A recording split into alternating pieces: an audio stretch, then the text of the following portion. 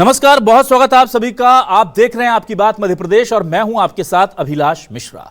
भोपाल में एक ऐसा मामला सामने आया है जो पूरे देश की सुर्खियां बन गया है, लेकिन जैसे जैसे इसके तार खुल रहे हैं एक के बाद एक कई चेहरे बेनकाब हो रहे हैं। पहले लव जिहाद का मामला लगा, फिर लगा कि यह पूरा स्कैंडल है, मामला डर्टी फिल्म तक पहुंचा और अब इसमें जो नए एंगल सामने आ रहे हैं वो ये है कि कुछ सफेद पोशों की सरपरस्ती में बाकायदा क्लब के अंदर ये गंदा खेल खेला जाता था। मासूम लड़कियों को शिकार बनाया जाता था, उन्हें जबरन उनसे शारीरिक संबंध बना करके चुपके से वीडियो रिकॉर्ड किए जाते थे और फिर बात तो यहां तक पहुंच गई है कि उन वीडियो रिकॉर्ड्स को पॉर्न साइट को बेचने तक की तैयारी थी। पुलिस एक एक कर जैसे जैसे इस पूरे मामले की परत खोल रही है और ज्यादा गंदी और डर्टी पिक्चर सामने आ रही है।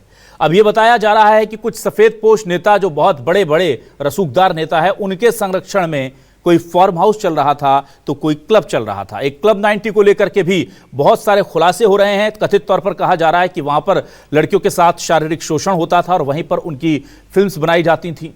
और ये जो क्लब था ये उस कॉलेज से महज 100, 125, 150 मीटर की दूरी पर था।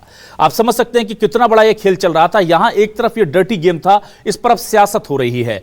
बीजेपी से जुड़े और वरिष्ठ नेता और सांसद आलोक शर्मा ने कहा है कि ये पूरे मामले इस तरह से कंट्रोल में आने वाले नहीं हैं। जो इस तरह की जिहादी हरकतें कर रहे हैं उनकी नसबंदी करनी चाहिए, तभी जाकर ये मामले जो हैं रुकेंगे।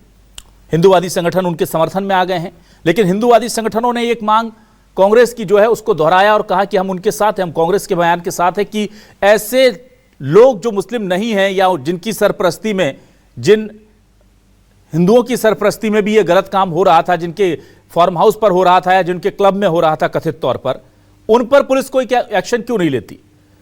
आरिफ मसूद ने यह सवाल उठाया है कि आप हर चीज को धर्म के चश्मे से क्यों देखते हैं। केवल एक उस पूरे स्कैंडल में अगर कई लोग शामिल हैं तो केवल एक वर्ग के लोगों को टारगेट क्यों किया जा रहा है। और सबसे बड़ा सवाल यह कि कौन है वो सफेदपोश लोग जो इस पूरे मामले में पर्दे के पीछे से खेल खेल रहे थे। इसी मुद्दे पर शुरू करते हैं आज आपकी बात।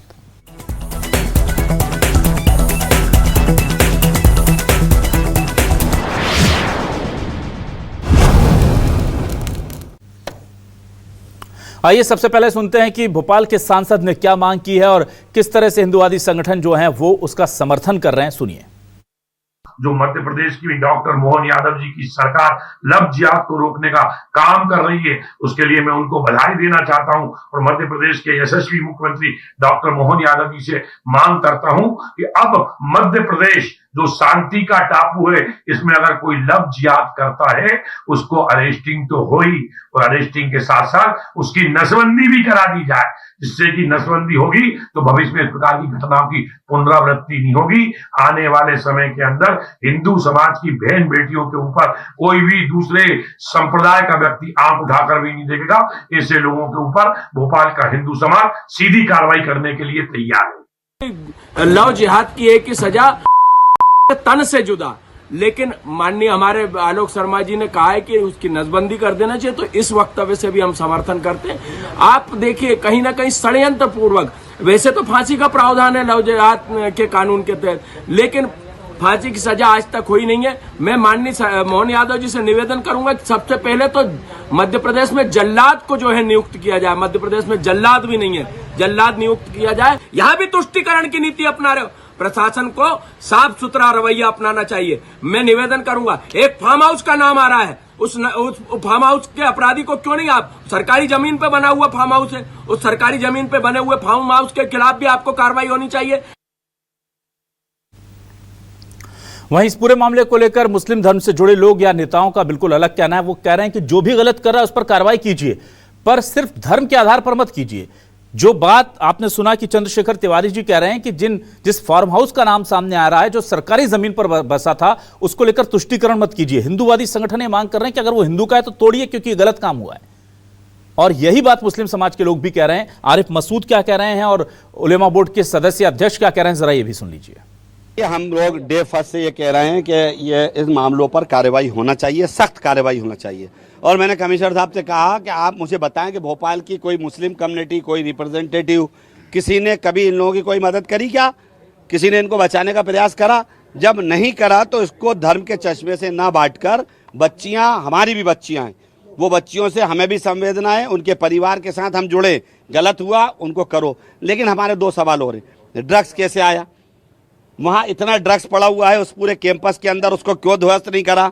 नगर निगम ने उसको लीज पे जगह दी, महापौर महिला हैं, हम समझ सकते हैं, हमसे ज़्यादा संवेदना उन बच्चियों के साथ उनको होना चाहिए, उन्होंने क्यों कार्रवाई नहीं करी आज 6 दिन के अंदर?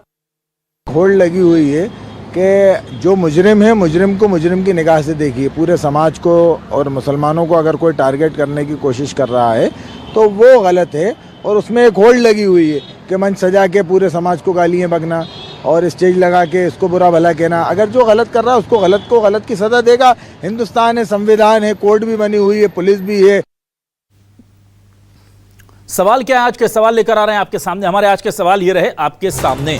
लव जिहाद पर एक्शन की मांग, सेक्स स्कैंडल के आरोपियों की नसबंदी की demand. Farm house, club 90, drugs, sex, blackmailing, crime की गंदी पिक्चर पर किसकी सेटिंग? मुस्लिम बोले हमें मंच लगाकर दे रहे गाली, दूसरे धर्म के आरोपियों पर क्यों दरिया दिली? लव जिहाद, सेक्स स्कैंडल में कौन कौन शामिल, किसके संरक्षण में होती थी डर्टी गेम की महफिल? कौन है आखिर वो सफेदपोश जो इस तरह की चीजों को अपने जो प्रतिष्ठान हैं, अपने जो क्लब्स हैं, फार्म हाउस हैं, वहां पर चलने दे रहे थे? और ये बहुत सारे सवाल हैं जो हमारे को आज जवाब देने के लिए, इसके जवाब तलाशने के लिए हमारे साथ जो खास मेहमान हैं उनका मैं आपसे तारुफ करा देता हूं। मेरे साथ आज वंदना त्रिपाठी जुड़ गई हैं, बीजेपी से वरिष्ठ नेत्री प्रवक्ता। बहुत स्वागत करूंगा वंदना जी का। डॉक्टर राम पांडे, मुख्य प्रवक्ता, कांग्रेस के वरिष्ठ नेता जुड़ गए हैं हमारे साथ, उनका भी बहुत स्वागत है। काजी अनस अली साहब जुड़ गए हैं, अध्यक्ष ऑल इंडिया उलेमा बोर्ड मध्य प्रदेश के, उनका भी मैं बहुत स्वागत करता हूं।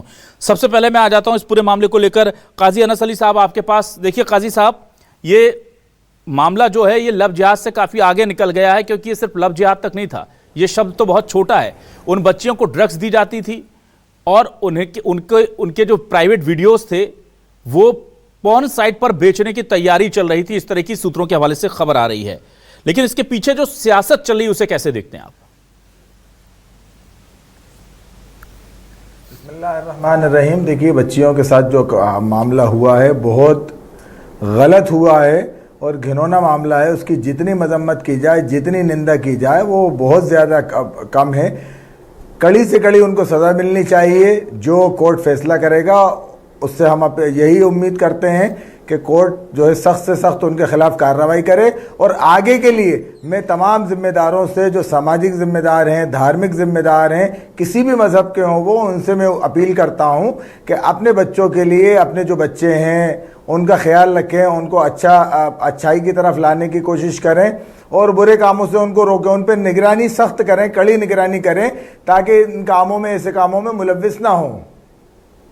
ठीक है, आप एक बड़ा गंभीर आरोप लगा रहे हैं कि मजमा लगा करके मुस्लिमों को गाली दी जा रही है और उसी धर्म के लोगों को टारगेट किया जा रहा है जो खास टारगेट पर पहले से रहा है, जबकि इस मामले में कुछ और आरोपियों के नाम भी आ रहे हैं। और पहली बार मैं देख रहा हूं कि कांग्रेस की इस मांग का आप भी समर्थन कर रहे हैं और हिंदूवादी संगठन भी कह रहे हैं कि आप तुष्टीकरण मत कीजिए, आरोपी अगर हिंदू है तो उसे मत छोड़िए। कुछ लोगों के नाम सामने आए हैं, चाहे वो C90 जो मॉल है कथित तौर पर, उसके मालिक हो, या उस कथित फार्म हाउस की बात हो रही जहां पर ड्रग्स और ये तमाम चीजें चलती थी, उसके बारे में खबर निकल कर आ रही है कि वो अवैध है, पुलिस ने उस पर कार्रवाई क्यों नहीं की है, सवाल पूछे जा रहे हैं। क्या कहेंगे आप?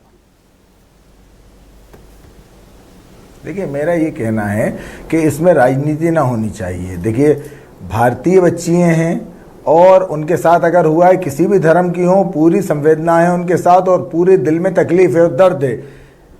अब मसला ये है कि इसके ऊपर जिस तरीके से एक धर्म विशेष को टारगेट किया जा रहा है, तो इस पर राजनीति ना करते हुए आगे इस गुनाह से के करने वालों से किस तरीके से निपटना है, कैसे मुकाबला करना है, इस पे योजना बनानी चाहिए कि हमें आगे ड्रग्स मुक्त करना है मध्य प्रदेश, आगे हमें नशा मुक्त करना है मध्य प्रदेश, आगे हमें इस तरीके के काम ना हो, बुरे काम ना हो, दो लोग जो मिलके इस तरीके के काम कर रहे हैं, धोखाधड़ी वाला काम कर रहा है, इसीलिए उनकी सजा के लिए मांग कर रहे हैं।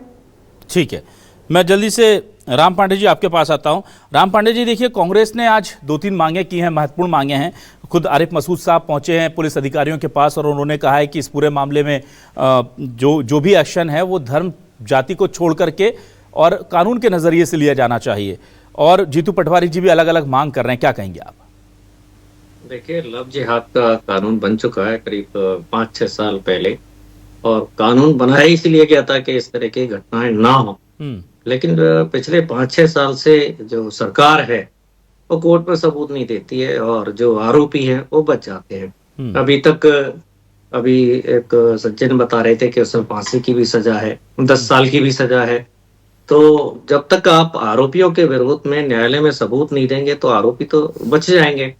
और अभी जो ये आरोपी है, चाहे हमारी पार्टी हो या सत्ताधारी पार्टी हो, या जो ऑल इंडिया उलेमा बोर्ड के जो अध्यक्ष हों, चाहे हमारे विधायक हों या भारतीय जनता पार्टी के सांसद हो, सभी तो यही कह रहे हैं कि कानून के अनुसार कार्रवाई की जानी चाहिए। जब सब कह रहे हैं कि कानून के अनुसार कार्रवाई की जानी चाहिए, उनको सजा होनी चाहिए, उनके विरोध में सबूत दिए जाने चाहिए, तो यहाँ तो किसी को कोई समस्या नहीं। अब जो संबंधित लोग हैं वही अपराध क्यों बढ़ रहे हैं, उन पर भी कार्रवाई होनी चाहिए। कोई संबंधित थाने का जो टीआई है, थानेदार है, उसके क्षेत्र में क्यों ये इस तरह के सेंटर चल रहे हैं, क्यों सेक्स स्कैंडल चल रहे हैं, क्यों वहाँ फार्म हाउस पर इस तरह के अनैतिक कार्य चल रहे हैं, तो वहाँ के थानेदार पर कार्रवाई होनी चाहिए। उसके ऊपर डीएसपी पर होनी चाहिए, एसपी पर होना चाहिए, एसपी गृह मंत्री के ऊपर कार्रवाई होना चाहिए। तो जब तक जो जिम्मेदार लोग हैं वो जवाबदेह नहीं होंगे तो ये घटनाएं तो बढ़ेंगी, और अपराध पर तो तभी कंट्रोल किया जा सकता है जब जिम्मेदार लोग अपनी जिम्मेदारी को निभाएं। तो जो संबंधित थाने हैं उनके अंतर्गत ड्रग्स सप्लाई हो रही है, कहाँ से ये जो अवैध ड्रग्स आ रही है? 21,000 करोड़ की ड्रग्स गुजरात में पकड़ी गई थी, पूरे देश में फैलाई गई, उन लोगों पर कोई कार्रवाई नहीं हो रही है। हर गली मोहल्ले में सट्टा चल रहा है, हर गली मोहल्ले में अवैध शराब बिक रही है, हर गली मोहल्ले में अवैध ड्रग्स बिक रहा है। तो इन पर भी कार्रवाई होनी चाहिए, क्योंकि जो नशा है, ड्रग्स है, ये भी हमारे युवाओं को गलत दिशा में ले जाता है। तो जो भी अपराधी हैं उन पर कार्रवाई हो, जो जिन पर अपराध को रोकने की जिम्मेदारी है और वो अपराध को नहीं रोक पा रहे हैं या नहीं रोकने का प्रयास कर रहे हैं, उनके ऊपर कार्रवाई हो। तो अपराधियों के विरोध में तो सभी पार्टी, सभी धर्म, सभी जाति के लोग हैं, सब कुछ है, मीडिया है। तो इसमें मुझे लगता है कुछ बात कहने को बचती नहीं है कि उन पर कार्रवाई होनी चाहिए। ठीक, वंदना जी आपके पास आता हूँ। बहुत संवेदनशील मामला, और चूंकि आप एक महिला भी हैं, अब इस पूरे मामले में अगर ये सवाल विपक्ष उठा रहा है और इवन हिंदूवादी संगठन उठा रहे हैं कि क्या कार्रवाई होगी उन ठिकानों पर जो इस पूरी गैर कानूनी गतिविधियों का अड्डा बने हुए थे, उस पर हमने देखा है कि अभी तक मध्य प्रदेश प्रशासन का एक्शन वैसा नहीं रहा है, क्योंकि हम देखते हैं बहुत सख्त एक्शन लेती है मध्य प्रदेश की पुलिस प्रशासन इस तरह के मामलों पर यहाँ पहिए थम गए हैं। और ये कहा जा रहा है कि कुछ सफेदपोश नेता हैं जो किसी खास बड़े संगठन से जुड़े हैं, इसकी वजह से बुलडोजर वहां घूम नहीं पा रहा है। सही बात है क्या?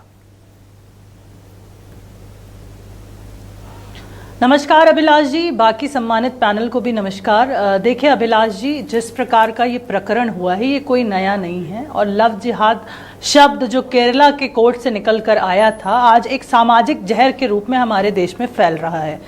काजी साहब बहुत मुखर होकर कह रहे थे कि हम इसका विरोध करते हैं और हम ये मानते हैं कि अगर जो भी समुदाय के लोग हैं उनको सजा दी जानी चाहिए। पर एक बात देखिए अभिलाष जी, सरकार के विषय पे मैं आऊंगी, पर उसके पहले एक विषय उठाना चाहूंगी कि आप एक चीज देखिए कि जितने भी इस तरह के कृत्य होते हैं इसमें एक समुदाय विशेष के, एक संप्रदाय विशेष के ही लड़के क्यों लिप्त पाए जाते हैं? आखिर क्या ऐसा कारण है कि एक समुदाय विशेष के ही लड़के हमारी हिंदू बेटियों को टारगेट कर रहे हैं? तो देखिए ये टारगेटेड तरीका है हमारे धर्म को भ्रष्ट करने का, हिंदू धर्म की बेटियों को बरगलाने का। और आप देखिए लव जिहाद का कोई पहला मामला नहीं है, बहुत सारे ऐसे मामले पूरे देश में हुए। अजमेर अपने आप में एक बहुत बड़ा इसका एक रेड फ्लैग रहा है, जिसमें इतने सालों तक पीड़िता को न्याय नहीं मिला और अपराधी घूमते रहे। अब रही बात सरकार पर आ जाते हैं, तो देखिए सरकार इस पर एक्शन ले रही है। अभिलाष जी, पहले दिन ही एसआईटी का गठन कर दिया गया था, 2 अपराधियों को पकड़ा भी गया था।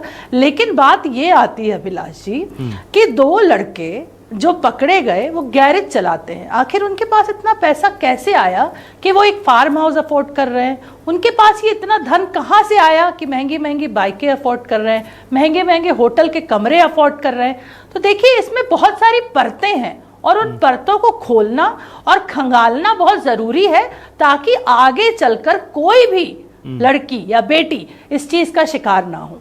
और इसीलिए पुलिस इस मामले को बहुत संवेदनशीलता के साथ डील कर रही है। इसमें ड्रग्स का भी इन्वॉल्वमेंट पाया गया है, इसमें यह भी देखा गया है कि कहीं ना कहीं से फंडिंग हो रही है, अब जहां से भी हो रही हो उन सब चीजों का पता लगाने की कोशिश में पुलिस जुटी हुई है और इस पर निरंतर कार्य हो रहा है। लेकिन आप एक चीज समझिए, चाहे कांग्रेस पार्टी हो चाहे काजी साहब हो, इस बात को क्यों नहीं एक्सेप्ट करते कि जब भी ऐसा मामला आता है तो हमेशा एक संप्रदाय विशेष के लड़के ही इसमें लिप्त क्यों पाए जाते हैं। हम सोशल अवेयरनेस की बात करते हैं, मैं एक महिला हूं, एक मां भी हूं, मैं मानती हूं कि बच्चों पर कंट्रोल होना चाहिए, सोशल अवेयरनेस होनी चाहिए, लेकिन सोशल अवेयरनेस तो ठीक है, पर अगर टारगेटेड तरीके से हिंदू लड़कियों को टारगेट करके इस तरह की तरीके से उन्हें मांस मटन खिलाया जाएगा, उनका धर्म भ्रष्ट किया जाएगा, उन्हें ड्रग्स पिलाई जाएंगी, और सबसे गलत बात तो अभिलाष जी कि ये पूरी चेन चल रही है। एक लड़की का वीडियो बनाते हैं, उसे ब्लैकमेल करके अगली का, आपको पता होगा अजमेर में ऐसी 500 लड़कियां उसमें लिप्त पाई गई थी, और जब सुसाइड से स्टार्ट हुई उसके बाद समझ में आया कि लड़कियों को ब्लैकमेल किया जा रहा, नहीं तो लड़कियों ने समाज के डर से अपना मुंह नहीं खोला।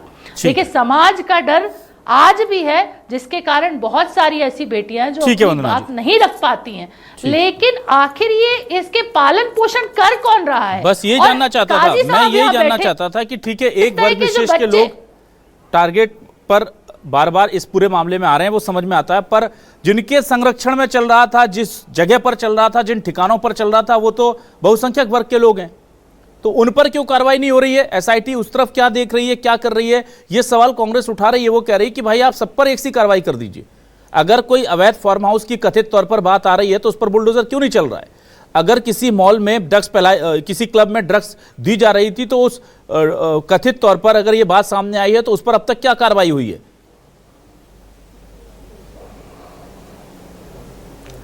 देखिए अभिलाष जी, जिस प्रकार से परत दर परत चीजें बाहर निकल कर आ रही हैं, और अभी राम पांडे जी ने भी कहा था कि लव जिहाद के खिलाफ कानून बनाने वाला मध्य प्रदेश पहला राज्य है। तो अगर लव जिहाद के खिलाफ हमने कानून बनाया है, सख्त कानून बनाया, सख्त सजा दे रहे हैं, तो इसमें जितने लोग कानून बनाया है, सख्त सजा किसी को नहीं मिली है। हम ये देखेंगे क्योंकि ये नशा हमारे अगर प्रदेश में किसी को कानून बन गया है, वहां तक सहमत हूं आपसे। इस अभिलाष जी, इस तरह के जो प्रकरण, इस तरह के जो टारगेटेड तरीके से लड़कियों को, जिस तरह से आप देखिए कि कितनी सारी लड़कियों का वीडियो, ये कोई छोटी मोटी बात नहीं है, और सरकार इस पर बहुत संवेदनशीलता के साथ कार्य कर रही है। लेकिन बात ये, आप, हम और सरकार तो कार्य करेंगे, लेकिन जो यहाँ पे धर्मगुरु बैठे हुए हैं विभिन्न संप्रदाय के, वो सोशल अवेयरनेस फैलाने का काम क्यों नहीं करते? कुछ राजनीतिक पार्टियां जब एक संप्रदाय विशेष के लोग पाए जाते हैं तो शांत क्यों हो जाती हैं? इस चीज का हिस्सा एक ही धर्म की लड़कियों को क्यों बनाया जा रहा है? ये अपने आप में ये बड़ा बिंदु है अभिलाष जी। ये रेसिप्रोकेशन हो रहा है, ये लॉ ऑफ रेसिप्रोकेशन पे चल रहे हैं कि हम हिंदू लड़कियों को ही टारगेट करेंगे, उन्हें ही खराब करेंगे। ठीक, चलिए मैं जल्दी से सुरेंद्र ठाकुर जी को भी इंट्रोड्यूस कर लेता हूं। आऊंगा मैं काजी साहब आपके पास, प्रांताध्यक्ष अंतर्राष्ट्रीय हिंदू परिषद के। सुरेंद्र ठाकुर जी, आपसे मैं जानना चाहता हूं, इस पूरे मामले में हम देख रहे थे कि चंद्रशेखर तिवारी जी भी कह रहे थे कि जो भी दोषी है उस पर सख्त कार्रवाई की जानी चाहिए, और ड्रग्स अगर लड़कियों को भोपाल के अंदर वो लड़के प्रोवाइड करा करके जबरदस्ती उनके साथ कर रहे थे, तो इसका मतलब है भोपाल में ड्रग्स अवेलेबल है। वो किसी मॉल में जाकर के, उसके बारे में कहा जाता देर रात तक खुला रहता था कोई क्लब, तो इसका मतलब है कि देर रात तक क्लब खुल रहा है भोपाल में। ये भी हमको देखना होगा ना कि हम ऐसा एनवायरमेंट, ऐसा सिनारियो बनने ही क्यों दे रहे हैं कि ऐसे लोग उसका फायदा उठा पाए। जो उठा पाए वो तो सजा के काबिल उनको तो मिलनी ही चाहिए, पर ये जो माहौल उनको दे रहे हैं, जो संरक्षण दे रहे हैं, जो उनको चार दीवारी में छिपा ले रहे हैं, उनके खिलाफ भी क्या कार्रवाई नहीं होनी चाहिए? बिल्कुल भाई साहब, चैनल को मैं धन्यवाद, बिल्कुल भाई साहब चैनल को मैं धन्यवाद दूंगा, और बाकी सभी लोग बैठे हुए हैं। ये बिल्कुल सत्य है, आज की तारीख में आज भोपाल में बिल्कुल टारगेट किया जा रहा है, बिल्कुल कार्रवाई होना चाहिए। पर मैं आपको बता दूं कि भोपाल की स्थिति बहुत खराब है। आज मॉल में ये तो एक छोटा सा रैकेट उजागर हो गया है। आज आप डीबी मॉल में, आसिफा मॉल में, और आप आज भी क्लब में जाइए, रात के 2-2 बजे तक आज भी क्लब में ग्रोह बना के इस टाइप से किया जा रहा है, और क्लब के अंदर आज भी वहां पर नशीली पदार्थ किए जाते हैं और परसे जा रहे हैं। भोपाल प्रशासन को भी जागना चाहिए कि आज देखिए 2-2, 3-3 बजे तक अभी क्लब खुले हुए हैं। अभी ये बंसल क्लब में अभी कुछ दिनों पहले ही ये मामला उठा था कि पूरी रात क्लब चल रहा है, तो प्रशासन इसमें क्या कर रही है? प्रशासन को इसको बिल्कुल देखना चाहिए। और अभी स्थिति ये है कि सारे क्लबों में भी टारगेट किया जाता है, बाहर की बच्चियां पढ़ने आती हैं, उनको नशे की दवा आदत में डाला जा रहा है। और स्थिति ये बिल्कुल भोपाल की बहुत नाजुक है, कानून इसमें सख्त है पर कार्रवाई नहीं हो रही है, इसको बिल्कुल होना चाहिए कार्रवाई। ठीक है, मैं जल्दी से वापस आता हूं काजी अनस अली साहब आपके पास। आप कुछ कहना चाह रहे थे वंदना जी की बात पर, पहले आप वो बात अपनी पूरी कर लें। जी, मेरा यही कहना है कि सरकार को सरकार का काम करना चाहिए और पूरी मजबूती के साथ और ताकत के साथ। हम तो कह रहे हैं ना, ये बात खुल के कह रहे हैं, बार बार कह रहे हैं कि साहब आप सख्त से सख्त सजा दीजिए। अब आप हमसे ये कहें कि साहब हमसे ये उम्मीद लगाएं, हम तो सरकार नहीं है, ना हम मुख्यमंत्री हैं, ना शासन प्रशासन हमारे हाथ में। अब हमारा काम जो है अवेयरनेस का है वो हम काम कर रहे हैं। अब आप पूरा का पूरा ठीक रहा हमारे ऊपर फोड़े के लाके, ये जिम्मेदारी किसकी? सवाल बार बार कह रहा हूं, सुरेंद्र भाई की बात से मैं बिल्कुल 100% सहमत हूं। हुक्का लॉन्च क्यों चल रहा है, रात रात भर क्लब क्यों चल रहा है, और उन क्लबों में एंट्री हो रही है तो उस वक्त देखा जाए कि ये किस धर्म का है किस धर्म का नहीं है, उसको भी चेक किया जाए। अगर मुस्लिम धर्म का है तो हमसे आप शिकायत कीजिए, कानूनी कार्रवाई कीजिए। हिंदू धर्म का है तो हिंदू धर्म गुरु से शिकायत कीजिए। इस मामले के ऊपर बागेश्वर धाम की भी प्रतिक्रिया आनी चाहिए थी, जैसे कि हर मामले में वो बोलते हैं। तो हम तो खुल के ये बात कह रहे हैं कि आप सिर्फ नसबंदी मत कीजिए, बल्कि आप उनको फांसी की सजा दीजिए। इस्लाम तो ये कहता है, हम तो इस बात की मांग कर रहे हैं। अब इसके ऊपर सरकार को भी तो करना चाहिए, सिर्फ कानून बनाने से काम नहीं चलेगा। ठीक है, राम पांडे जी आपके पास आता हूं। देखिए, पहला कानून हमने बनाया, मुझे समय दिया जाए। हाँ, मैं आऊंगा वंदना जी, आपके पास आ रहा हूं। राम पांडे जी, देखिए कानून हमने बना दिया है पर उसके एग्जीक्यूशन को लेकर के शायद दिक्कत है, तभी हम फांसी जैसे प्रावधान होने के बाद भी कह रहे हैं कि नसबंदी कर दो, ये कर दो, क्योंकि हमें भरोसा ही नहीं है कि वहां तक पहुंच पाएंगी ये चीजें। तो एग्जीक्यूशन नहीं हो पा रहा है क्या इस वजह से, क्योंकि पुलिस की जो जांच पड़ताल है वो उस पर सवाल उठ रहे हैं अभी से? इसका मतलब है कि आने वाले समय में हम उसे नतीजे तक नहीं पहुंचा पा रहे हैं। देखिए, अब भारतीय जनता पार्टी के सांसद है भोपाल से, वो कह रहे हैं नसबंदी कर दो। तो जब लव जिहाद का कानून बना था तब उसमें डाल देते ये प्रावधान, नहीं डाला तो अब डाल दो कि जो भी बलात्कार करेगा उसकी नसबंदी कर दी जाएगी। अभी सेम घटना, बिल्कुल इसी से मिलती जुलती घटना कल शिवपुरी में हुई है। नगर पालिका अध्यक्ष है भारतीय जनता पार्टी की, उनके बेटे पर बलात्कार का आरोप लगा है। लड़की ने FIR दर्ज कराई है, हिंदू लड़की है, उसको धोखा दिया, उसको गुमराह किया, उसके साथ रेप किया भारतीय जनता पार्टी का कार्यकर्ता, भारतीय जनता पार्टी की नगर पालिका अध्यक्ष का बेटा। तो केस तो दोनों हुए ना। अब ये कह रहे हैं कि वो धर्म के लोगों ने किया। भाई, किसी भी धर्म हो, हिंदू मुस्लिम हो, सिख ईसाई हो, किसी के माँ बाप ये नहीं कहते हैं कि तुम जाके बलात्कार करो। दुनिया में ऐसा कहीं नहीं होता है। अब भारतीय जनता, आप देखिए, ये कह रहे हैं कि मुस्लिम धर्म के बेटे ही क्यों ऐसा काम करते हैं। अब मध्य प्रदेश में जितनी भी बलात्कार की घटनाएं होती है उसमें भारतीय जनता पार्टी का नेता ही क्यों पकड़ा जाता है? भारतीय जनता पार्टी का नेता का बेटा ही बलात्कारी क्यों निकलता है? जितनी भी बलात्कार की घटनाएं मध्य प्रदेश में होती है, प्रज्वल रेवन्ना 3000 हिंदू लड़कियों के साथ बलात्कार किया, और नरेंद्र मोदी जी उसका चुनाव प्रचार करते हैं कि इसको जिताओ। तो ये कहना बहुत गलत होता है कि धर्म और जाति के नाम पर बलात्कार होता है। हमारी जेलों में हजारों बलात्कारी भरे पड़े हैं, आप उसको उसमें हर धर्म हर जाति के अपराधी मिल जाएंगे, जेल में चले जाइए, हर रेशों के मिल जाएंगे। तो अपराधियों पर कार्रवाई होनी चाहिए, जिन्होंने ये गलत किया है उन पर कार्रवाई होनी चाहिए, जिनके फार्म हाउस से उन पर कार्रवाई होनी चाहिए, जिन्होंने ड्रग्स सप्लाई किया उन पर कार्रवाई की जानी चाहिए, जिन्होंने नशा सप्लाई किया उन पर कार्रवाई की जानी चाहिए। अपराधियों को कड़ी से कड़ी सजा दिया जानी चाहिए। नशबंदी का प्रावधान भारतीय जनता पार्टी चाहती है, वो डाल देना चाहिए। फांसी का प्रावधान नहीं है तो वो भी डाल देना चाहिए। लेकिन भारतीय जनता पार्टी के जो नेता हैं या कहें अधिकारी हैं, वो पैसे में बिक जाते हैं, कोर्ट में सबूत नहीं देते। चलिए ठीक है सर, कोर्ट में सबूत क्यों नहीं देते हैं ये लोग? क्योंकि ये लोग पैसे में बिक जाते हैं, पैसा ले लेते हैं अपराधियों से भारतीय जनता पार्टी के नेता और अधिकारीगण। इसलिए वंदना जी, देखिए, ये सवाल उठ रहा है कि हम मध्य प्रदेश में बार बार लव जिहाद का शब्द सुनते हैं और ऐसा लगता है कि यहाँ एक संगठित अपराध चल रहा है जो गिरोह बना करके हिंदू बेटियों को निशाना बनाता है। इससे बचाने के लिए बीजेपी की संवेदनशील सरकार बहुत कठिन और कड़े कानून लेकर के आई है, पर उन कानून का एग्जीक्यूशन मुझे आप बता दीजिए 2-4 मामले में हुआ जहां बहुत कड़ी सजा दे पाए हों। तो इसका मतलब है कि या तो हो रहा है और हम उसको एग्जीक्यूट नहीं कर पा रहे हैं, उस अपराध को लेकर कोर्ट में हम सबूत नहीं सौंप पा रहे हैं, या तो नहीं हो रहा है, हम ज्यादा चिल्ला रहे हैं और कोर्ट हमसे सबूत मांगता तो हम दे नहीं पा रहे हैं। तो ये दोनों ही अगर चीजें हैं तो ये हमारे लिए, समाज के लिए और सरकार के लिए, दोनों के लिए, फिर दोनों के लिए दिक्कत और शर्मिंदगी वाली चीजें हैं कि अगर नहीं हो रहा है तो हम बोल क्यों रहे हैं इतना, और अगर हो रहा है तो हम उसको साबित क्यों नहीं कर पा रहे हैं?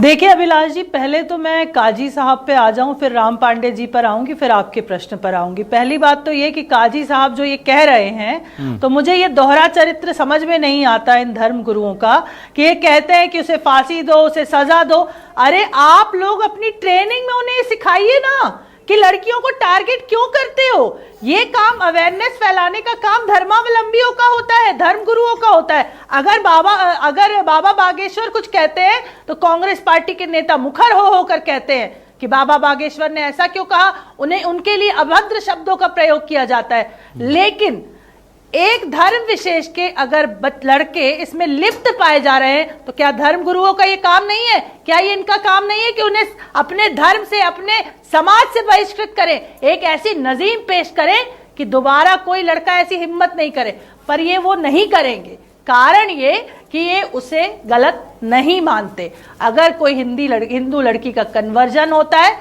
उसे ये गलत नहीं मानते। दूसरी चीज, राम पांडे जी पर आ जाऊं। राम पांडे जी अभी बहुत सारे नेताओं के केस बता रहे थे, तो इनकी पार्टी में तो नेता प्रतिपक्ष पर उनकी पत्नी ने ही आरोप लगाए। ये राजनीति का विषय नहीं है, ये एक सामाजिक विषय है, और सामाजिक समरसता बनाए रखने का कार्य पार्टियों का होता है इतने संवेदनशील विषयों पर राम पांडे जी और कांग्रेस पार्टी ने तुष्टीकरण का चोला ओढ़ रखा है। इसीलिए इन्हें एक संप्रदाय विशेष के प्रति इतनी सिंपैथी है अभिलाष जी, कि इन्हें ये क्यों नहीं दिखता कि हर एक केस में एक ही समुदाय के लड़के, एक ही समुदाय की लड़कियों को टारगेट कर रहे हैं। ऐसा क्यों? ये क्या कोई कोइंसिडेंस हो सकता है अभिलाष जी? और आप एक बात बताइए, अब आपके प्रश्न पर आ जाते। आप एक बात बताइए, किसी लड़की का लगातार यौन उत्पीड़न हो रहा है और समाज के डर से अगर वो सामने नहीं आ रही, कोई प्रूफ नहीं है, तो कोर्ट भी तो प्रूफ मांगता है। जब लड़की बाहर आएगी, जब चीजें बाहर आएगी, तब पुलिस उस पर एक्शन लेगी। लव जिहाद के बहुत सारे मामलों में गिरफ्तारियां हुई हैं वंदना जी, सबूतों के जो चीजें सामने आ गई मैं उन्हीं की बात कर रहा हूं वंदना जी। उसको लेके एग्जीक्यूशन भी तो आप देखिए कि पहले दिन ही दोनों लड़कों को पकड़ा।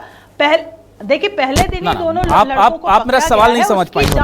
मैं फिर से बोलता हूं कि हम लव जिहाद में बहुत सारे लोगों को आरोपी बनाकर जेल में डाल चुके हैं, लेकिन वो या तो बेल मिल जाती है या बाद में जाके मामला ठंडे बस्ते में चला जाता है। जब ये मामले सामने आते हैं तो हमें लगता है बहुत हीनियस क्राइम हो रहा है, लेकिन जब कोर्ट में जाता है तो वो धीरे धीरे डाइल्यूट होता बहुत नॉर्मल हो जाता है। जो कड़े प्रावधान आपने किए हैं वो तो एग्जीक्यूट ही नहीं हो पा रहे हैं ना, तो आपकी मंशा भी पूरी नहीं हो रही, इसलिए समाज में ये चीजें आ रही हैं। मैं उन मामलों की बात कर रहा हूं जो ओपन हो गए हैं, जिनके आरोपी आपने गिरफ्तार कर लिए।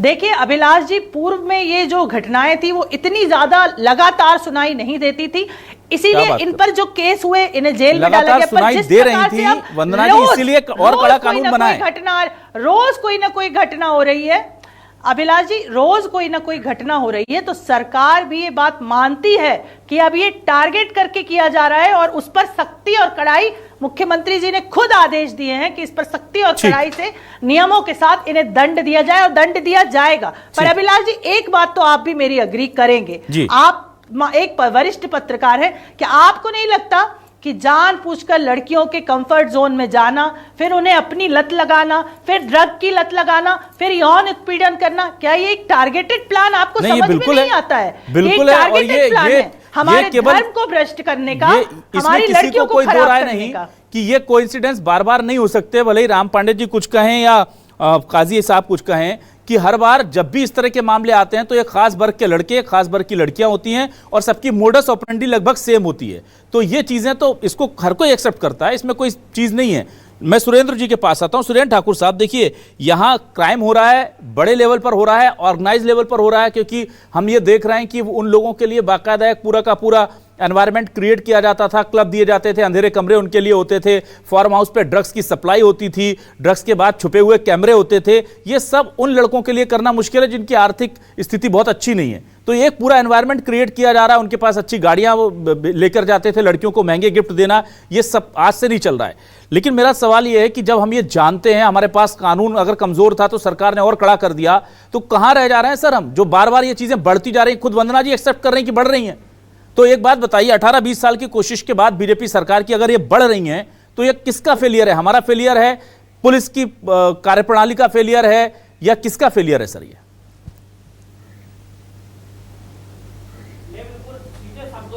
मैं बिल्कुल सीधे शब्दों में बताना चाहता हूं, ये बिल्कुल हम लोग आज संगठन पिछले वर्षों से माननीय तोगड़िया जी लगे हैं। हर महीने के कम से कम हम लोगों के रिकॉर्ड है 10 से 15 केस हम लोग लव जिहाद के पकड़ रहे हैं। लड़की को कैसे मुश्किल से हम वापस ला रहे हैं, वो हम लोगों का लड़ाई भी करते हैं, कैसे कैसे करके आज हम बच्चियों को वापस लाते हैं, पर बच्चियां नहीं आती हैं क्योंकि उनका इतना माइंड फ्रेश कर दिया जाता है। और भैया हाजी साहब कह रहे हैं कि ऐसा नहीं होता, बिल्कुल धर्म प्रदेश ये कर रहा है। अरे यहाँ तक तो इन लोगों के संगठन में मैं आपको बता दूं, ये रेट तय होते हैं कि ब्राह्मण की लड़की से आप लव जिहाद अगर शादी करोगे तो आपको मस्जिद से 2 लाख रुपए मिलेंगे, ठाकुर की लड़की से शादी करोगे तो आपको 2 लाख रुपए मिलेंगे, अगर उससे नीचे समाज की लड़की से शादी करोगे तो आपको 1 लाख रुपए मिलेंगे।